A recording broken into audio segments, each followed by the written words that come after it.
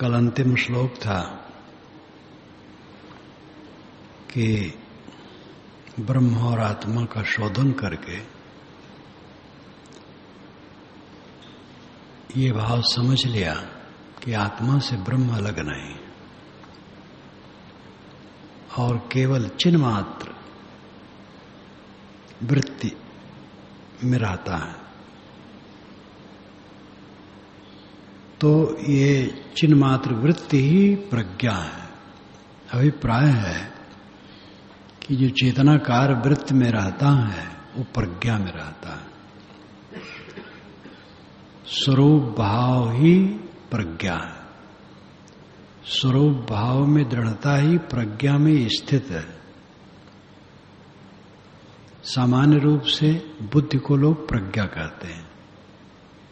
स्वामी जी कहते हैं कि स्वरूपाकार वृत्ति प्रज्ञा है।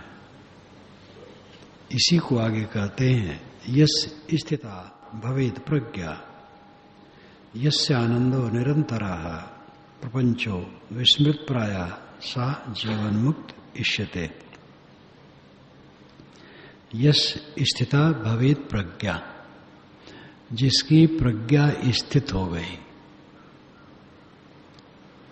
जिसका स्वरूप भाव निरंतर दृढ़ हो गया, जो सब समय स्वरूप भाव में रहता है,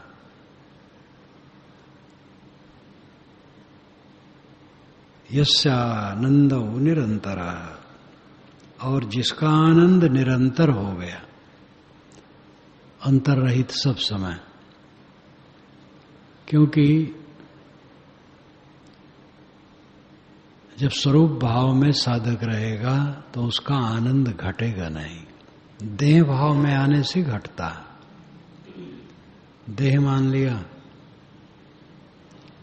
तो अपने को माँ मान लिया, बाप मान लिया, पिता मान लिया, पुत्र मान लिया, गुरु मान लिया, शिष्य मान लिया, भाई मान लिया, हीन मान लिया, बड़ा मान लिया, संपन्न विपिन्न मान लिया और पता नहीं क्या क्या मान लिया। बस तकलीफ शुरू। स्वरूप भाव में रहने वाला, स्वरूप में कोई विकार नहीं है, आत्मा में कोई विकार नहीं, कोई कला नहीं, अंश नहीं, कोई उपाधि नहीं, कुछ प्रपंच नहीं। तो उस भाव में रहने से निरंतर आनंद है। देह भाव में रहने से निरंतर क्लेश है। यस्य स्थिता भवेत् प्रज्ञा यस्य आनंदो निरंतर, जिसकी प्रज्ञा स्थिर हो गई और जिसका आनंद निरंतर है, प्रपंचो विस्मृत प्रायः, और जिसका प्रपंच विस्तृत प्राय है, विस्मृत प्राय यानी विस्मृत जैसा, भूला जैसा रहता है संसार, चित्त से उतरा रहता है। जब आसक्ति ठंडी हो जाती है और चारों तरफ सब कुछ क्षणशील, प्रकृति से उत्पन्न होना और प्रकृति में विलीन होना, यही संसार का काम है। निरंतर समुद्र से तरंगे उठना और समुद्र में लीन होना, ऐसे प्रकृति से समस्त कार्य विकारों का उदय होना और उसमें लीन होना, यही चारों तरफ चल रहा है। और अपना माना हुआ जो कुछ है सब यही विकार है।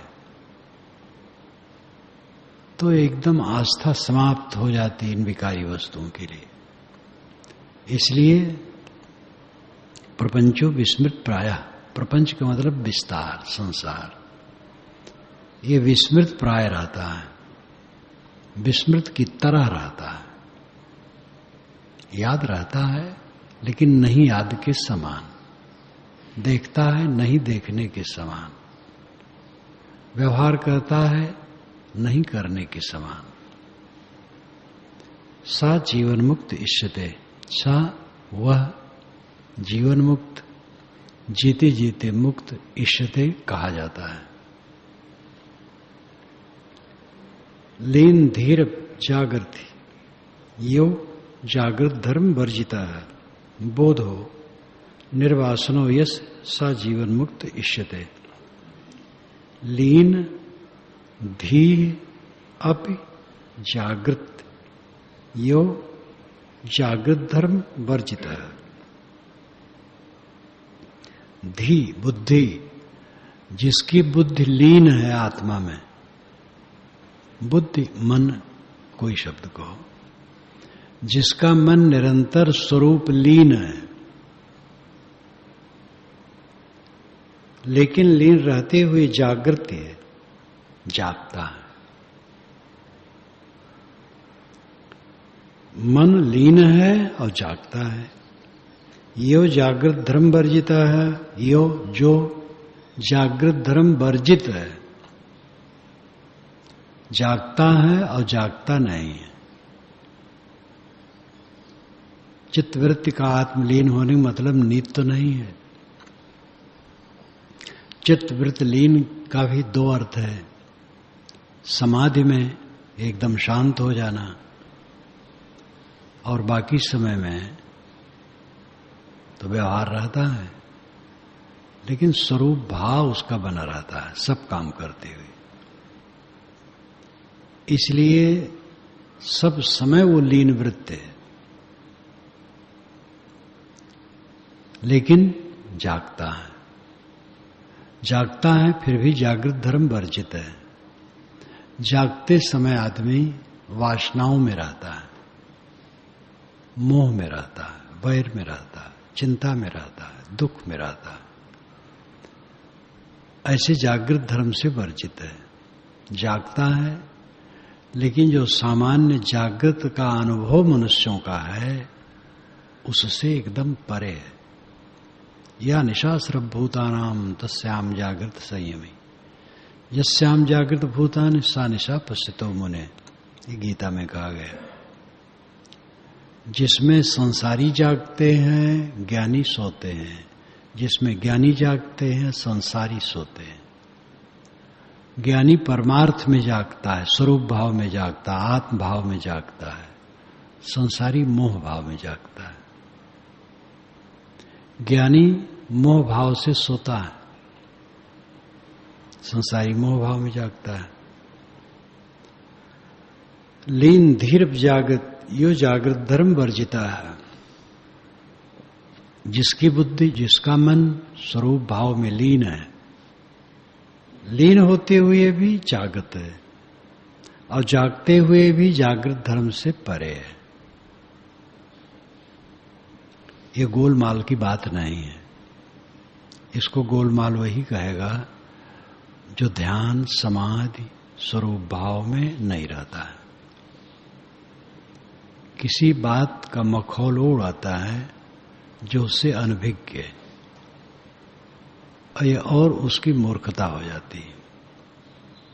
जान करके अगर किसी बात की असलियत कही जाए तो ठीक है, जानता ही नहीं है, अहंकार बस केवल खंडन करता है।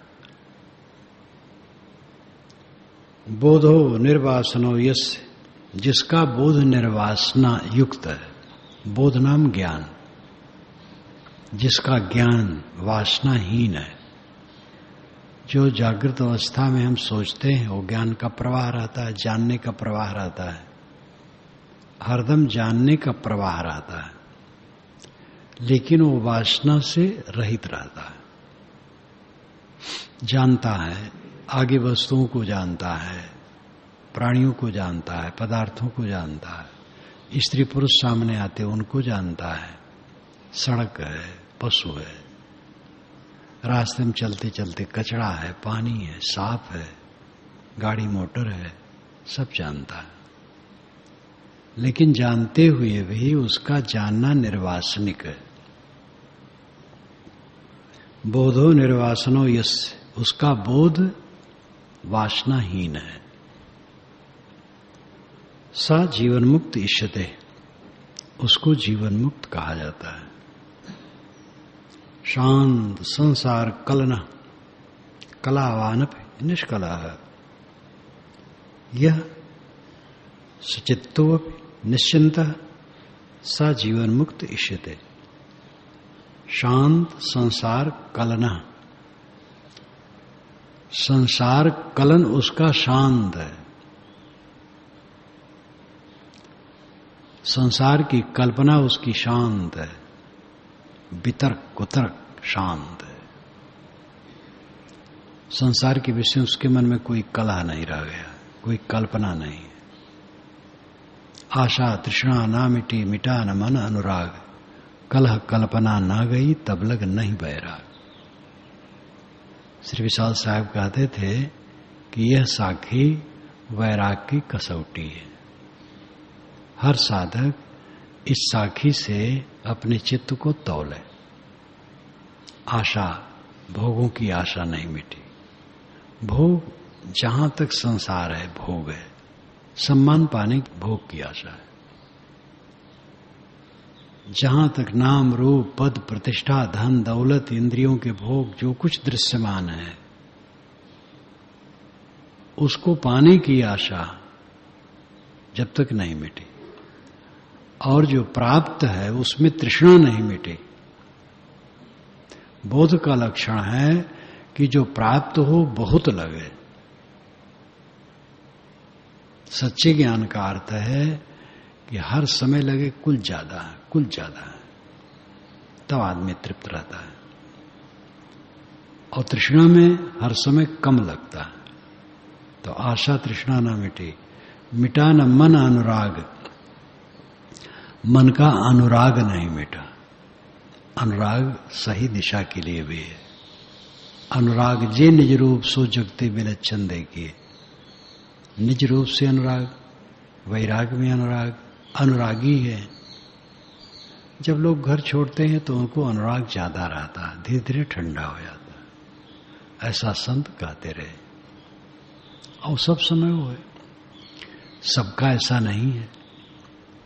अनुराग बढ़ता जाता है, छोड़ते समय उत्साह ज्यादा रहता है, तो अनुराग खूब रहता है। और जिनको वस्तु स्थिति का बोध है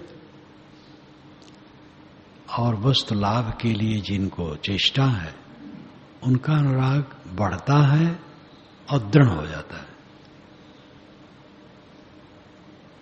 लेकिन कुछ लोगों का ठंडा हो जाता है। ठंडा हो जाता है तो उनका मन बढ़िया नहीं रहता है। साधु रहते हैं, शीलवान रहते हैं, क्षमावान रहते हैं, सद्गुण रहता है, इतना रहते हुए भी जैसा चाहिए वैसा नहीं रहता है। निर्वासनिक, मोह की वृत्ति से रहित, अनासक्त, ऐसा पूरा नहीं रहता है, क्योंकि अनुराग घट गया। योगो ही प्रभोपयो, योग प्रभो अपाय रूप है, उठता गिरता है। पतंग की डोरी साधे रहो तो पतंग ऊपर चढ़ती है, ढील कर दो नीचे गिर जाती है। इसलिए साधक को कभी असावधान नहीं होना चाहिए, निरंतर सावधान रहे। शांत संसार कलना, अनुराग, जिसको अनुराग है कल्याण के लिए, स्वरूप स्थित के लिए, शांति के लिए, परम सुख शांति में रहना है, इसका अनुराग है। ये अनुराग सकारात्मक है। लेकिन यहां जो कहा गया मिटा न मन अनुराग, इसका अर्थ है दुनिया का अनुराग, खिंचाव, लोलुपता नहीं मिटी। आशा तृष्णा न मिटी, मिटा न मन अनुराग। कलह कल्पना न गई, कलह झगड़ा करना, विवाद करना, कटु कहना, बुराई देखना, खींचतानी करना, ये नहीं गया। और कल्पना मन से एक एक कल्पना कर रहे हैं, ये मिले वो मिले, ऐसा भोगूंगा वैसा होऊंगा। साहब कहते तब लग नहीं बैराग, बैराग नहीं है। आशा तृष्णा ना मिटी, मिटा न मन अनुराग, कलह कल्पना ना गई, तब लग नहीं बैराग। शांत संसार कलना, जिसके मन का संसार का कलन शांत हो गया, कलन कल्पना, कला पीड़ा, कुतर्क शांत हो गया। कलावान निष्कला, वो कलावान है लेकिन निष्कल है। कला अंश अवयव, ये शरीर तो धारण ही है, शरीर वाला है लेकिन मानो शरीर रहित है। कला गुण हुनर भी मनुष्य में होते हैं, ज्ञानी में भी होते हैं। जो स्वाभाविक चीज है वो है, लेकिन फिर भी वो निष्कल है, उसके मोह से परे है। यह सचित्तोपि निश्चिंता, यह जो सचित्तो चित्त के सहित है, लेकिन चित्त के सहित होते हुए भी निश्चिंत है। सचित्त अपि, अपनाम भी सचित्त, सचित्त यानी चित्त सहित। यह जो चित्त सहित होते हुए भी निश्चिंत है। चित्त है उसके पास, मन है, लेकिन मन की कोई जलन नहीं, मन की कोई खींचतान नहीं, मन का कोई उपद्रव नहीं है। स जीवन मुक्त इष्यते, सा वह जीवन मुक्त, जीते जीते मुक्त, इष्यते कहा जाता है। वर्तमाने अपि देहे अस्मिन् छायावद अनुवर्तिनी अहंता ममता भाव जीवन मुक्तस्य लक्षणम। वर्तमाने अपि देहे अस्मिन् छायावत अनुवर्तिनी अहंता ममता अभाव जीवन मुक्तस्य लक्षणम। छायावत अनुवर्तिनी, जैसे आदमी जब चलता है तो उसके पीछे पीछे उसकी छाया चलती है।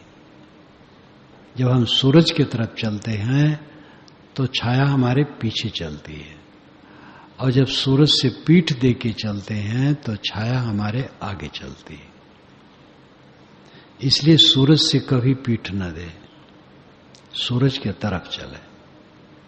ये ज्ञान के विषय में है। ज्ञान के तरफ जब हम चलते हैं तो छाया हमारे पीछे चलती है, और ज्ञान के तरफ पीठ कर देते हैं तो छाया आगे चलती है। छाया का पीछे चलना नुकसान नहीं, आगे चलना नुकसान है। उसका मतलब है हमारा मोह आगे चलता है। जब हम ज्ञान को पीछे कर देते हैं तो छाया आगे चलती, मोह आगे चलता है। खिंचाव, कुछ पाने की लालसा, ये आगे चलती है। और जब हम ज्ञान की तरफ चलते हैं तब छाया पीछे चलती है। फिर छाया को हम देखते ही नहीं, वो तो अनुवर्तिनी है। देहे अस्मिन् छायावत अनुवर्तिनी, ये देह अस्मिन् देह, यह देह छाया के समान पीछे पीछे चलती है, ठीक है। लेकिन अहंता ममता अभाव, अहंता ममता का अभाव है। वर्तमान में, जीवन काल में ये शरीर छाया के समान चलते हुए भी अहंता ममता रहित है, तो जीवन मुक्त संलक्षणम, ये जीवन मुक्त का लक्षण है। छाया के समान शरीर पीछे चल रहा है, लेकिन कोई अहंता ममता नहीं है, वर्तमान निर्मल है, बस ये जीवन मुक्ति का लक्षण है। निषेध में साहेब ने कहा है यही निग्रह सने हो,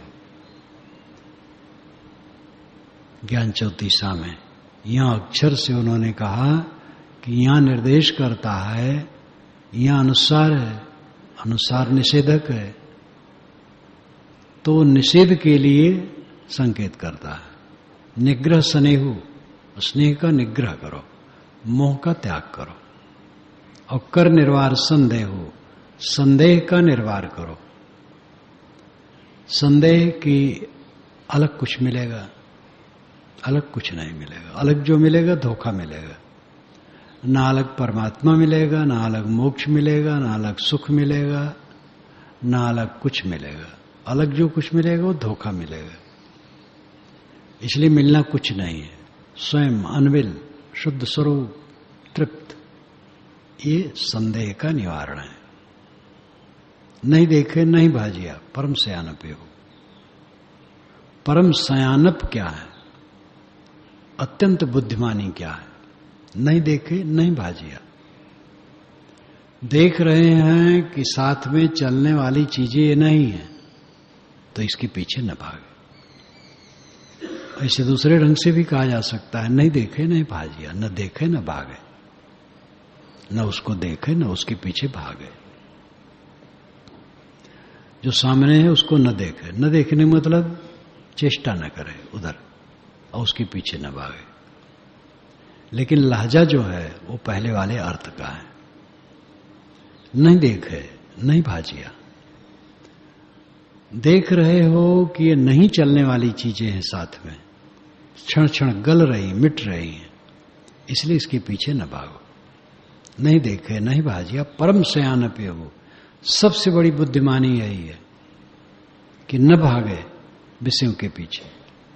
लाओत्से बारंबार कहते, पांडित्य छोड़ो, ज्ञान फेंको, सहज हो जाओ, आवश्यकताओं को कम करो, इच्छा घटाओ, बालवत सरल हो जाओ, अहंकार दूर करो, पांडित्य छोड़ो। बारंबार पांडित्य छोड़ने का था वो महापुरुष। प्रकृति के निकट रहने जो उसका निर्देश है बड़ा अद्भुत है।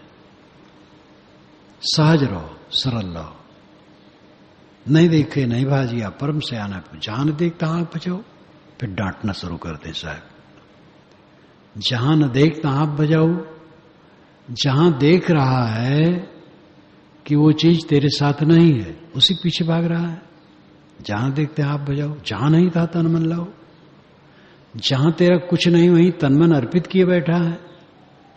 ये प्रपंच में हम तन मन को अर्पित करते हैं, प्रपंच साथ में नहीं है, खो जाएगा। अपने में अपने को जोड़ो। जहां नहीं था तन मन लाओ, जहां नहीं था सब कुछ जाने। जहां कुछ नहीं है तेरा वहीं सर्वस्व मान लिया है। इतना फटकारने के बाद तब साहब कहते हैं, जहां है तहां ले पहचाने। जहां है वहां पहचान। इस पर मुझे संस्मरण आता है, जिस वर्ष मैंने गृह त्याग किया था तो वर्षा में एक बार आया था, एक सप्ताह रहा, फिर कार्तिक में आया और निकल गया उसी समय। तो वर्षा में आया, जब कुआं पर पहुंचा, बड़हरा आश्रम में निर्बंध साहब बैठे थे और गुरचरण साहब पैर धो रहे थे। वो पैर बहुत धोते थे, पानी छोड़ा करें धोते रहें। तो मैंने बंदगी की निर्बंध साहब की, उनकी भी। निर्बंध साहब कहे कि गुरु जी तो अभी नहीं है, आने वाले हैं। तो थोड़ी निराशा हुई, लेकिन आशा भी हुई कि आने वाले हैं। इतने में दक्षिण तरफ से साहब आ रहे थे संतों को लेकर, मेड़ से। मेड़े डाल रहा है। तो निर्बंध साहब के देखो आ रहे हैं, तो सब खुश हो गए। गुरचरण साहब कहे मुझसे, आपसे मुझे परिचय नहीं, आपके यहां आने मन होता, लेकिन आपसे परिचय नहीं। तो निर्बंध साहब ने कहा, जहां से परिचय प्राप्त करना वहां से परिचय प्राप्त करो। तो वो चुप हो गए। बातें तो बहुत आती और चली जाती हैं, लेकिन कुछ कुछ बातें ऐसी होती हैं जो धन हो जाती हैं। इतना छोटा सा वाक्य उनका इस समय से याद हो जाता है। जहां से परिचय प्राप्त करना है वहां से प्राप्त करो। बाहरी परिचय हम करते हैं और खोता है, और एक दिन सारा परिचय विस्मृत के गर्त में डूब जाएगा। अपना परिचय प्राप्त करो, अपने साथ निरंतर रहो। विवेकवान के पीछे शरीर छाया की तरह लगा है, लेकिन वर्तमान में वो अहंता ममता से रहित है, तो जीवन मुक्त है। अतीतानुसंधानम भविष्याद विचारणम औदासीनमपि प्राप्ते जीवन मुक्त से लक्षणम। अतीत अन अनुसंधानम, अतीत जो बीत गया है उसका अनुसंधानम, न सोचना। अनुसंधान का अर्थ है सोचना, ख्याल करना, दिमाग में लाना। जो बीत गया है उसको सोचता न रहा है, सब मरा मरा है चारों तरफ। लोग मुर्दे में सड़ते हैं, जो बीत गया उसे सोचते रहते हैं। वो विवेक की बलवत्ता की कमी, कमजोर मन की स्थिति में लगता है तो सोचना होगा ही, लेकिन ऐसी बात नहीं है। जब उसका विवेक बढ़ेगा तब उसको अनुभव होगा ये तो झूठ था। हर आदमी हरदम तो अंधकार में जीता है, हर आदमी। ज्ञानी भी अंधकार में जीता है। वो जितना जितना अंश जीवन में उतर आता है उतना वो समझ पाता, बाकी खाली कथन रहता है। मेरा अपना शरीर बड़ा ठोस, लेकिन ये धुआं का धरारा है, बिल्कुल ठोस नहीं, एक मुट्ठी धुआं है। मेरे प्रेमियों का शरीर भी वैसे ही है। जहां हमें मोह का भ्रम है वो सब धुआं है।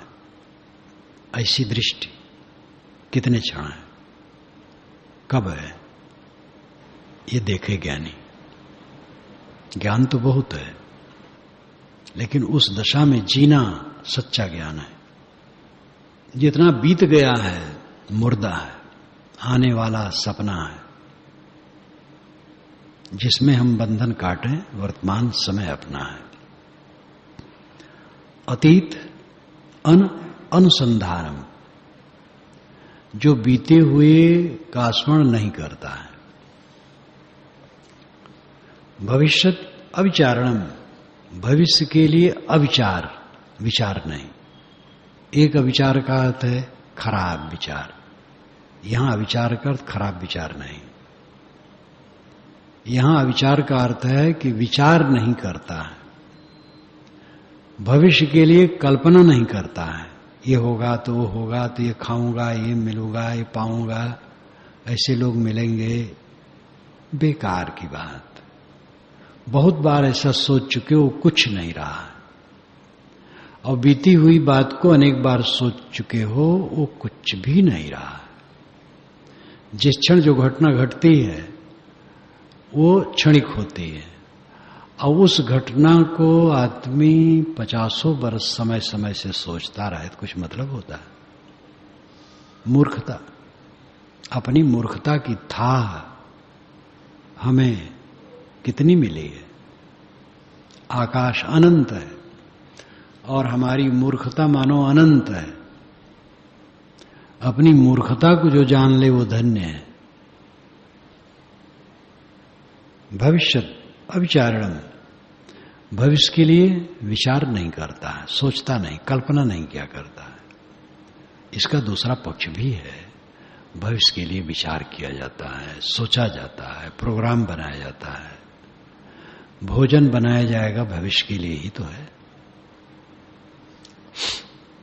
यहां झाड़ू पोछा लगाया गया भविष्य के लिए, झाड़ू पोछा लगाने के बाद तब आसन बिछाया गया, तब बैठा गया, तो वो अपना पक्ष है व्यवहार का। लेकिन वो कल्पनाओं में डूबे रहना, ये होगा वो होगा, ये अज्ञान है। भविष्यत अविचारणम औदासीन्यम अपि प्राप्ते, प्राप्त में उदासीन, वर्तमान में उदासीन, तटस्थ, तट पर स्थित रहना, नदी में न उतरना, तट पर रहना, ये तटस्थ का लक्षण है। ऐसे मन में न उतरना, मन का साक्षी रहना, ये तटस्थ रहना। औदासीन्यम अपि प्राप्ते, प्राप्ति में भी उदासीन रहना, उसमें भी न रमना। जीवन मुक्त से लक्षणम, ये जीवन मुक्त का लक्षण है। गुणदोष विशिष्टे अस्मिन् स्वभावेन विलक्षणे सर्वत्र समदर्शित्वम जीवन मुक्त से लक्षणम। हर वचन हीरे मोती हैं, लेकिन हीरो मोती में भी उसमें कोई कोहनूर हीरा, कोई और मूल्यवान हीरा। हीरा 10,000 का भी होता है, 10 लाख का भी होता है, और ज्यादा होता है। ऐसे वचनों में कुछ सूक्तियां होती हैं, सूक्ति बहुत ज्यादा, अच्छी उक्ति। जैसे काई कबीर ते उबरे जाए न मोह समाए, ये बाण है। प्राय कोई फोन करता है, अमेरिका से फोन आता है, साहब हमारे लिए सेवा, मोह का त्याग करो, यही कहा था, मोह का त्याग करो। तो हंसते हैं, सेवा क्या लो, सेवा तो भौतिक लोग करते ही रहते हैं, मोह का त्याग करो। मिलने वाले भी जो पूछते हैं, साहब मोह का त्याग करो, ये कहा करता हूं। तो इसका मतलब नहीं जिसको कहता हूं बड़ा मोही है और दूसरे निर्मोही है। जो सामने पड़ा पूछा उसको कह दिया। मोही सब है, मोह सबको काटना है, और कोई भी मोह काट दे वही सुखी है। गुण दोष विशिष्टे अस्मिन् स्वभावेन विलक्षणे सर्वत्र समदर्शित्वम जीवन मुक्त से लक्षणम। बहुत महत्वपूर्ण श्लोक है। गुण दोष विशिष्टे अस्मिन्, ये जो जगत है ये गुण दोष विशिष्ट है। अस्मिन्, यह जगत गुण दोष विशिष्ट है, यानी गुण और दोषों के विशेषण से युक्त है। विशेषण का मतलब विशेष गुण होना। आपकी तारीफ उर्दू भाषा वाले प्राय पूछते हैं। एक सज्जन रहे, बहुत साफ सुथरे रहते थे, दांत उनके चमकते रहते थे, एक जगह सर्विस करते थे, अपने हाथ से भोजन बनाते थे, मिट्टी की फर्श लेप करके चमचम, बर्तन चमचम, सब चमचम रहता था, छोटी सी तनख्वाह पाते थे, बड़े मीठे थे। आपकी तारीफ, परिचय, तारीफ का मतलब परिचय। इस सज्जन की क्या तारीफ है? जो विशेषण है, विशिष्ट है। गुण दोष विशिष्टे अस्मिन्, यह संसार गुण दोष विशिष्ट है। इसमें गुण है और दोष है, दोनों है। संसार कहो, मनुष्य कहो, मनुष्य संसार है। मनुष्य के जीवन में गुण भी है, दोष भी है, क्षमावान भी है, क्रूर भी है, त्यागी भी है, भोगी भी है, रागी भी है, वैरागी भी है, अच्छा भी है, बुरा भी है। तो ये गुण दोष विशिष्ट है जीवन, संसार। और स्वभावेन विलक्षण, विलक्षण स्वभाव सबका, एक दूसरे से कभी भी स्वभाव पूरा नहीं मिलता। परम मित्रों के स्वभाव में भी अंतर देखा जाता है। पति पत्नी के स्वभाव में अंतर, मित्रों के स्वभाव में अंतर, गुरु शिष्य के स्वभाव में अंतर, भाई भाई गुरु भाई के स्वभाव में अंतर, सबके स्वभाव में अंतर होता है। ऐसी स्थिति में सर्वत्र समदर्शित्वम, सर्वत्र समदर्शी होके रहो। यह गुण दोष में संसार है। किसी दोष देख करके ऐसी घृणा न करो कि अपने ही वो मन विकारी बन जाए। जहां है तहां है, जान लो और उससे बचे रहो बस। उस पर भी करुणा और दया है। और जो सामान्य रूप में है उनमें भी अच्छाई बुराई होती है। जो विशेष दोष जिसमें प्रकट हो जाता है वो त्याज्य होता है। लेकिन सामान्य में भी कुछ गुण दोष रहता है तो उसको सहा जाता है। ये सदैव नीति है। कोई गलत करता है और जिस मर्यादा में है उसके लिए जो बहुत गलत है वैसा काम करता है तो एक बार क्षम्य होता है, फिर सुधर जाए। फिर भी नहीं करता है तो टाट बाहर होता है, लेकिन उसके लिए भी करुणा है। बाकी लोग तो जो सब ठीक से हैं उनमें भी गुण दोष है, हल्के फुल्के, तो उसको सहा जाता है। क्योंकि दूसरे में दोष है तो हमारे में भी कुछ दोष है, हमसे भी गलती हो जाती है, तो सबको जरूरत पड़ती है एक दूसरे क्षमा करना, सह लेना। इसलिए गुण दोष विशिष्टे अस्मिन् स्वभावेन विलक्षणे, यह संसार विलक्षण स्वभाव वाला, हर आदमी का विलक्षण स्वभाव, और दूसरे का स्वभाव अपने को कई स्वभाव पसंद नहीं होता है, लेकिन हमारा स्वभाव भी दूसरे को पसंद नहीं होता होगा, और दूसरे लोग हमसे लड़ते नहीं हैं तो हमें भी नहीं लड़ना चाहिए। इसलिए सहना चाहिए। सर्वत्र समदर्शित्वम, सदा समदर्शी होके रहे, सब अच्छे हैं। ये मानना चाहिए कि हमसे तो सब अच्छे हैं, सबसे खराब है मैं, किसकी हम बुराई करें। ये जीवन मुक्त लक्षण। इष्टानिष्टार्थ संप्राप्त समदर्शित आत्मनि ओयत्रा विकारित्वम जीवन मुक्त से लक्षणम। इष्ट अनिष्ट अर्थ संप्राप्त समदर्शितया आत्मनि उभयत्र अविकारित्वम जीवन मुक्त से लक्षणम। इष्ट और अनिष्ट ये अर्थ प्राप्त होते हैं। अर्थ का अर्थ होता है बात, चीज, वस्तुएं, स्थान, ये सब अर्थ में आते हैं। इष्ट प्रिय, अनिष्ट अप्रिय। कई कई जगह भ्रमण में ऐसी बढ़िया जगह मिलती, सब सुविधाजनक, एकदम हवा प्रकाश खुली जगह, बहुत बढ़िया। कई जगह ऐसा नहीं, बहुत साधारण, बहुत छोटा। कई जगह ऐसा बाथरूम बहुत संभल के नहाओ, नहीं तो ये हाथ लगता रहता है दीवार में नहाते समय। 3 फीट से भी कम चौड़ी, और वहां भी निपट जाया जाता है। कहीं तो एकदम एसी लगा है, कूलर लगा है, कहीं बिजली ही नहीं है, पंखे नहीं, एसी ओसी तो अलग है। तो इष्ट अनिष्ट वस्तुएं मिलती रहती हैं। कोई पहुंचो तो तुरंत आदर सत्कार किया, बुलाने वाले तो सब आदर करते हैं। लेकिन दुनिया में निरादर भी होता है। एक दिन मैंने कहा था, प्रेम पाना चाहते हो और ये सोचते हो कभी घृणा न मिले, तो ये जगत को न समझना है। प्रेम घृणा से अलग नहीं रहता है।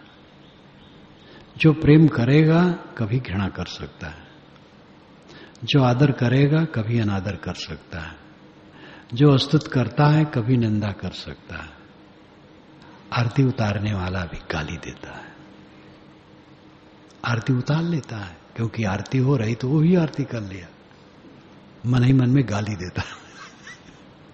तो ये एक के लिए नहीं है, केवल हमारे लिए नहीं, बात कुछ अपने ऊपर छेड़ी नहीं, बात साहों के भी झंडे गड़े रह जाएंगे। तोरे लोग अलग अपने न समझो, तो जहां प्रेम मिली वहां बैरो मिले। ये मत समझो गुरु बाबा के लिए कुल है, चेला बाबा के लिए भी है। सब इसी धरती आकाश के बीच में है। जहां प्रेम पाओगे घृणा भी पाओगे। ऐसा मन जिसका हो, प्रेम दे घृणा ना दे। प्रशंसा करे, करना चाहे करे, नहीं तो बहुत प्रशंसा करने की जरूरत नहीं है, लेकिन निंदा ना करे। एक निष्ठ हो, ऐसा कोई कोई हो पाता है, बिरल कोई हो पाता है। और संभाल करके बोले, संभाल करके बर्ताव करे, कोई बिरल होता है। तो हम अपने लिए तो यही चाहते हैं, लेकिन ये होने वाला नहीं है। इष्ट अनिष्ट अर्थ संप्राप्त, अनुकूल और प्रतिकूल बात, व्यवहार, चीज, स्थान मिलने पर समदर्शितया आत्मनि, समदर्शितया, समदर्शी रहे, और आत्मनि उभयत्राविकारित्वम, अपने आत्मा में इन दोनों के विषय में अविकार भाव रहे। अनुकूल मिला तो बहुत पुलकित न हो जाए। अनुकूल मिलने पर स्वाभाविक चित्त में आनंद आता है, और प्रतिकूल मिलने पर स्वाभाविक जरा कम अच्छा लगता है। तो थोड़ा हो गया कोई बात नहीं, अब बहुत खुश हो गए तो बस वही अज्ञान आ गया, और दुखी हो गए तो अज्ञान आ गया। इसलिए मन विकार से रहित रहे, ये जीवन मुक्ति का लक्षण है। ब्रह्मानंद रसास्वादासक्त चित्ततया यते अंतर्बहिर्विज्ञानम जीवन मुक्त से लक्षणम। ब्रह्म आनंद रस आस्वाद आसक्त चित्त तया यते है यति का, त्यागी का, संयमी का, साधक का चित्त ब्रह्मानंद के रस के आस्वाद में आसक्त है। ब्रह्मानंद क्या है? उच्च आनंद। ब्रह्म बृहत्वाद ब्रह्म, ब्रह्म का अर्थ होता है बड़ा। बृहत्वात, बृहत होने से ब्रह्म कहलाता है, अथवा बढ़ने से ब्रह्म कहलाता है। दो अर्थ होता है। आग को जलाओ, अब आग बढ़ती जाती है, इसलिए आग ब्रह्म है। तो आग में हवन करने की सूझ हुई तो जो हवन करे वो ब्राह्मण है। कोई भी हवन करे वो सब ब्राह्मण है। और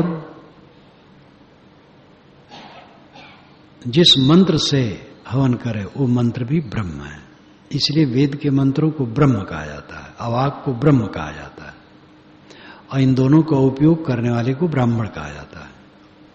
आगे चल करके जब वर्ण व्यवस्था होने के बाद ब्राह्मण एक वर्ग बन गया, तब दूसरे लोग अब्राह्मण हो गए। नहीं तो मूल में आग में हवन करने वाला सभी ब्राह्मण कहलाते रहे। लेकिन ज्ञानियों ने फिर उस दोष को दूर किया। ब्रह्म जानाति ब्राह्मणा, जो ब्रह्म को, आत्मा को जाने वो ब्राह्मण है। आत्मा ही ब्रह्म है, आग तो जड़ है। इसलिए विवेकियों ने आग से ऊपर उठ करके काम किया। ये आत्मा ब्रह्म है, और जो आत्मा को समझे, आत्मा में स्थित हो, ब्राह्मण है। ब्रह्मानंद रस क्या है? संतोष रस। ब्रह्म विहार तथागत ने भी कहा है। ब्रह्म विहार उच्चतम विहार, उच्चतम जीवन की रहनी, क्लेश रहित मन। ब्रह्म आनंद रस आस्वाद आसक्त तया, ब्रह्मानंद रस के आस्वादन में चित्त एकदम आसक्त है, तो उस ज्ञानी को अंतर बाहर का कोई ज्ञान नहीं है। क्योंकि ब्रह्मानंद रस में ही डूबा है, तो ना अंतर कुछ जानता ना बाहर कुछ जानता, केवल ब्रह्मानंद रस में लीन है, वो जीवन मुक्त है। तो अंतर बाहर क्या कुछ नहीं जानता है? स्वामी जी ऐसा नहीं कहते। अन्य ग्रंथों में तो अतिशयोक्ति की गई। योग वाशिष्ठ में आया है तुर्यगा का स्वरूप। तुर्यगा और लोग भी कहते हैं, लेकिन वो महाभ्रांत की बात है। उसको हिलाने डुलाने पर भी वो नहीं जगता है। वो तो कुंभकर्ण की बात हो गई। कुंभकर्ण के ऊपर हाथी दौड़ा दिए गए, हजारों घड़ा कान में पानी डाला गया, क्या क्या उसके बाल नोचे गए, भाला मारे गए, तब भी नहीं जगा। तो वैसे अतिशयोक्ति। तुर्यगा में पहुंचा हुआ 7 श्रेणियां मानी है। तुर्यगा अंतिम में है। तुर्यगा में पहुंचा हुआ साधक को हिलाओ डुलाओ कोचो, जगता ही नहीं है। ये बकवास है। साहब इसको पसंद नहीं करते। देह धारी विदेह बोध से है, देह का भान तो रहेगा। स्वामी जी भी ऐसा ही कहते हैं, जैसे पारकी कह रहे हैं वैसे ही यहां कह रहे हैं कि देह में है लेकिन विदेह है। अंतर बाहर के ज्ञान से रहित का मतलब है क्षोभ से रहित है। अंतर के अंदर में कोई वासना नहीं जैसे क्षुब्ध हो, और बाहर की कोई ऐसी चीज नहीं है जो उसको आकर्षित करे। सब कूड़ा कबाड़, सब माटी का पिंड। इसलिए अंतर बाहर अविज्ञान, अंतः बहि अविज्ञानम जीवन मुक्त लक्षणम। ब्रह्मानंद रस के आस्वादन में उसका चित्त आसक्त है। यहां आसक्त शब्द का प्रयोग किया गया है, और ये अटपटा लग सकता है, लेकिन अटपटा नहीं। दूसरे के पदार्थों में जो अपना हक माने वो जेल जाएगा। अब अपना पदार्थ है, अपना कमाया है, अपनी चीज है, अपना मानता है, तो कोई नहीं जेल डाल सकता है। आध्यात्मिक दृष्टि से देह भी अपनी नहीं है। देह को अपनी मानोगे तो जेल में जाओगे, मोह के बंधन में फंसोगे। जो अनात्म वस्तु में आसक्त है वो दोषी है। अब आत्मा तो अपना ही है। आत्मा आनंद के रस में जो आसक्त है वो तो कृतार्थ है। ब्रह्म आनंद रस आस्वाद आसक्त चित्ततया यते है अंतः बहि अविज्ञानम जीवन मुक्त से लक्षणम। यति साधक ब्रह्मानंद के रस में आसक्त है, निरंतर डूबा है, अंतर बाहर का कुछ उसको ज्ञान नहीं है। यानी अंतर न क्षोभ है और न बाहर ऐसा कोई पदार्थ है जो खींच सके। ये जीवन मुक्ति का लक्षण है। देह इंद्रियादव कर्तव्य ममाहम भाववर्जिता है औदासीन यत् तिष्ठेत सा जीवन मुक्त लक्षण। देह इंद्रिय आदि कर्तव्य में मम अहम भाव वर्जिता है। देह इंद्रिय का व्यवहार करना पड़ता है।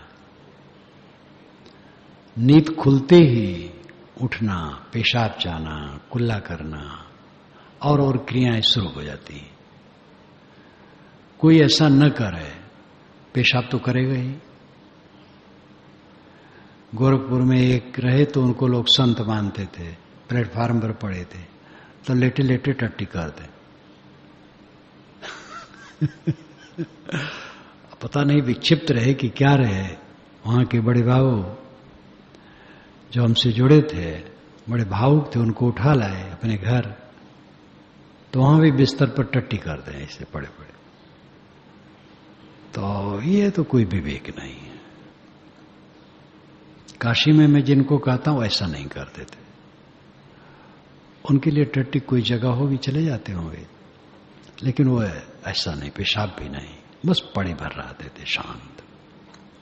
फिर ऐसा कोई करे तो ये अपवाद है, सामान्य नियम नहीं है। सामान्य नियम मध्यवर्ती है। ऋषियों ने मध्यवर्ती रास्ता बताया, संतों ने मध्यवर्ती रास्ता बताया, सदगुरु कबीर ने मध्यवर्ती रास्ता बताया। साधु ऐसा चाहिए दुखे दुखावे नाए, पान फूल छेड़े नहीं रहे बगीचा माए। एक साखी काफी है साधु कराने के लिए। साधु ऐसा चाहिए दुखे दुखावे नाए, किसी के दुर्व्यवहार से दुखी न हो और स्वयं दुर्व्यवहार करके किसी को दुखी न करे। ये साधु का लक्षण है। वचन भी ऐसा न बोले जिससे कोई दुखी हो, जानबूझ करके ऐसा न बोले। अनजान में हो गया तो हो गया, जानबूझ करके नहीं। जिब्भा कहे न मार, जीभ से भी किसी को मारने को न कहे। स्वयं तो कभी हाथ उठावे न हाथ उठावे, न पैर उठावे, न अपना दुर्व्यवहार करे, जीभ से भी न कहे। तो दुखे दुखावे ना है। साधु ऐसा चाहिए दुखे दुखावे ना है, न दुखे न दूसरे को दुखावे। पान फूल छिड़े नहीं रहे बगीचा माए, बगीचे में रहे लेकिन कोई फूल और पत्ती न तोड़े। वन मा जा पात ना तोड़ब ना बिरछा संतईबे, अपने साहेब के गुण गईबे। ये मैं बचपन में माताओं से सुनता था जब स्नान करने चलती थी विशेष पर्व के समय। अपने साहेब के गुण गईबे, बनमा जाग पात ना तोरब ना बिरछा संतईबे। तो मानते हैं वृक्षा में जीव है तो उनको नहीं सताएंगे। यहां साहब लाक्षणिक रूप में कहते हैं कि बाग में रहे लेकिन फूल पत्ते न तोड़े, संसार में रहे लेकिन किसी की क्षति न करे, किसी को तकलीफ न दे। अगर कोई तकलीफ देता है तो साधु कैसा है? पान फूल छेड़े नहीं रहे बगीचा मान। देह इंद्रिय आदो कर्तव्य, देह और इंद्रियों के कर्तव्य है। आदो और बहुत सा है।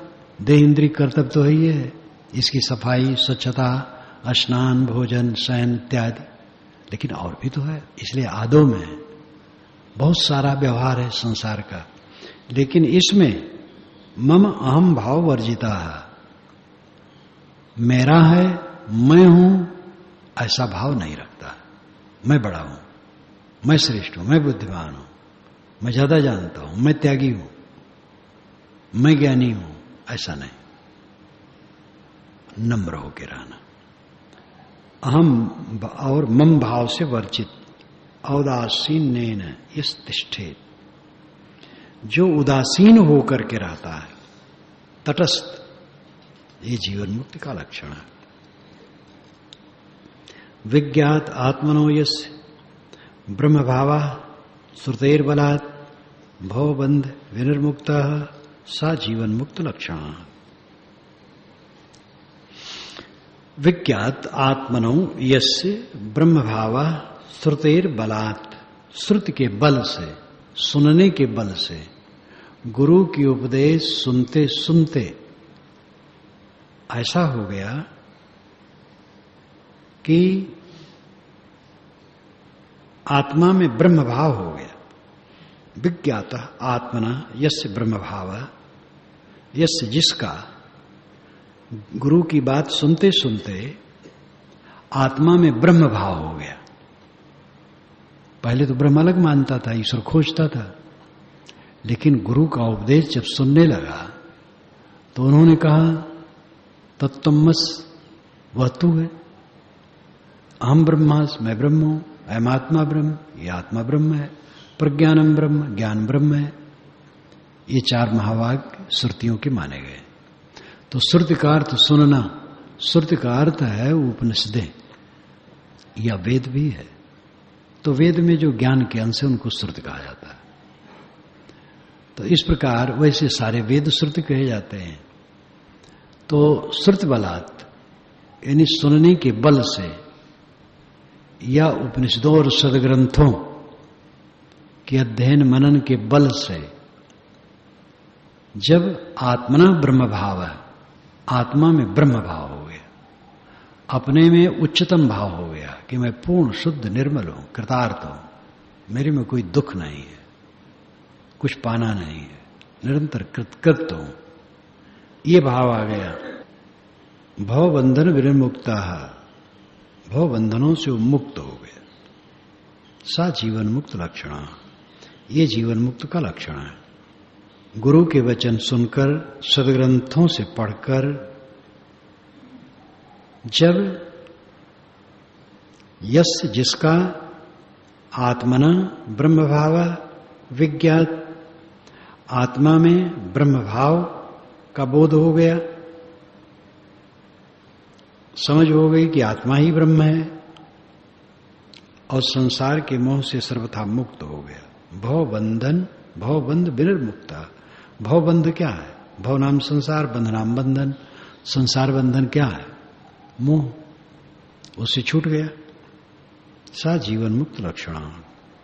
देह इंद्रिय स्व अहम भाव इदम भाव तदन्य के यस्य नो भवतः क्वापि सा जीवन मुक्त इष्यते।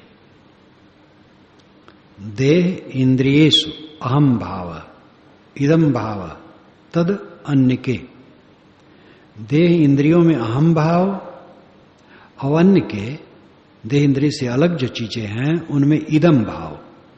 यस्य नो, जिसमें नहीं है, नहीं भवता, को आप कभी भी, सा जीवन मुक्त इष्यते, वो जीवन मुक्त कहलाता है। देह इंद्री अहम भाव, देह इंद्री मैं हूं, देह मैं हूं, इंद्री मैं हूं, इसमें अहम भाव नहीं रह गया। इदम भाव तद अन्य के, अन्य के नाम देह इंद्रिय से अलग जो चीजें हैं उनमें इदम भाव। यह यस जिसका नो नहीं भवता होता है, को आप कभी भी, सा वह जीवन मुक्त, जीते जीते मुक्त इष्यते कहलाता है। इसका सरल अर्थ है कि अहंता ममता जिसको नहीं है, देहादि पदार्थों में अहमता और देहादि पदार्थ से अलग पदार्थों में ममता जिसको नहीं है, वो जीवन मुक्त है। इस प्रकार अहंता ममता का त्याग चूड़ाला और शिखध्वज की कहानी में योग वाशिष्ठ में बहुत विस्तार से उसको दिया। चूड़ाला ज्ञानी रहे और उसका जो पति शिखध्वज राजा रहा है वो देहाभिमानी रहे। 20 वर्ष बीत गए, वो आत्मज्ञान की बात कहे, वो ध्यान नहीं दे, तो उसको ग्लानि हुई। तो एक दिन वो घर छोड़ के चला गया, वन सन्यासी हो गया। साल भर के बाद चूड़ाला गई देव रूप में, वेश बदल करके। राजन शांति मिली? नहीं मिली, त्याग करो। क्या त्याग करें? राज त्याग आए तो झोपड़ी बनाए थे, उसमें आग लगा दी। दंड कमंडल लेके घूमने लगे। साल भर के बाद आई, शांति मिली? नहीं मिली, त्याग करो। दंड कमंडल सब जला दिए, नंगे घूमने लगे। साल भर के बाद आई, शांति मिली? नहीं मिली, त्याग करो। अब क्या त्याग करें? अब इस शरीर को कुएं में डाल देंगे तभी ठीक है। तब चूड़ाला ने कहा, राजन अहंता ममता का त्याग करो। आपने ये सब त्यागा, लेकिन अहंता ममता का त्याग अभी नहीं हुआ है, क्योंकि शांति नहीं मिली। ये कारण कार्य की व्यवस्था है। अहंता ममता का त्याग होता तो शांति मिल गई होती, शांति नहीं मिली तो अहंता ममता है, तो अहंता ममता का त्याग करो। उसके आगे जो है वो ठीक नहीं है, क्योंकि अद्वैत ब्रह्मवाद में, जड़ चेतन अभिन्नवाद में फिर वो दूषित विचार आ जाता है। जगत ब्रह्म जड़ चेतन एक है, फिर भोग योग एक है, फिर भोग करते हुए भी वो मुक्त है। इसी में भोग योग सदा सन्यासी विचार सागर में कह डाला गया। तो उसमें भी इस ढंग का वर्णन है जो अशोभन है। वो जा करके फिर वो शकर मिश्री बनी, मिश्री कंद बना और कंद विकंद हो गया।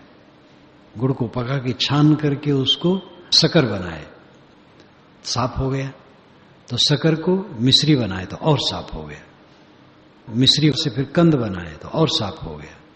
लेकिन जब और किए तो विकंद हो गए, 4 हो गए। तो देह से अपने को अलग किए, मन से अपने अलग किए, जगत से अपने अलग किए, शुद्ध आत्मा। फिर कहे सारा जगत मेरा स्वरूप है। जल तरंग एक, स्वर्ण भूषण एक, घट मृत एक, आत्मा ब्रह्म एक, सारा गुण गोबर कर डाले। तो इस प्रकार की त्रुटियां, पारक सिद्धांत इसको छांट देता है।